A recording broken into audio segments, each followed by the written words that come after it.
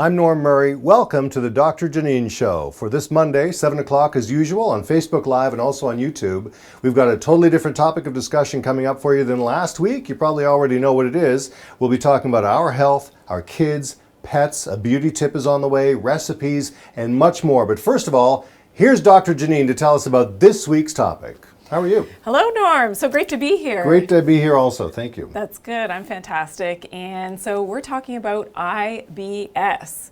Now, have you heard about IBS? Do you know people that have suffered with IBS? It's a rather explosive subject, if I remember correctly. No pun intended, and it can be. So we're going to talk about all those symptoms. I'm going to go over to Lucy now, and Lucy's going to help to explain what's happening in IBS.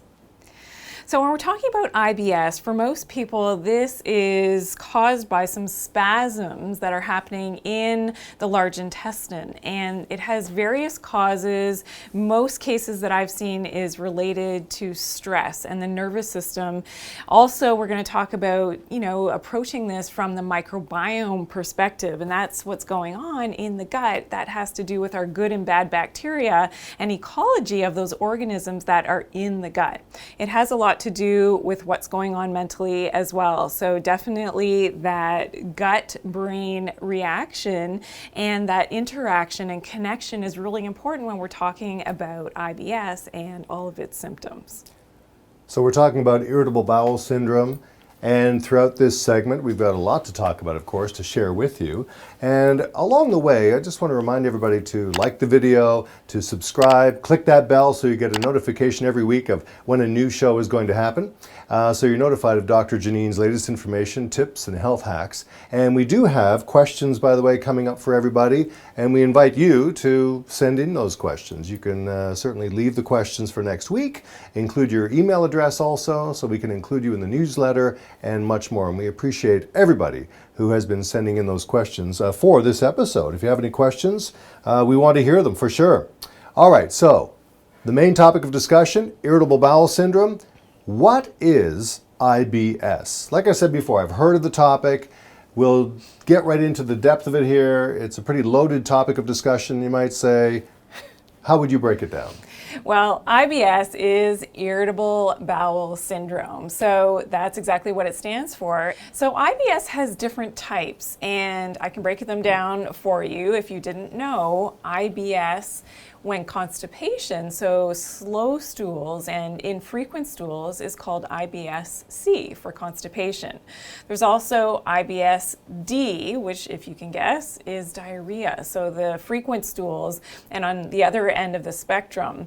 And there's also something called the spastic colon, so these are other words for the IBS, spastic colon. There could be mucus related to some colitis, and all in all, it has a lot to do with inflammation and spasming that's happening in the digestive tract, in the colon.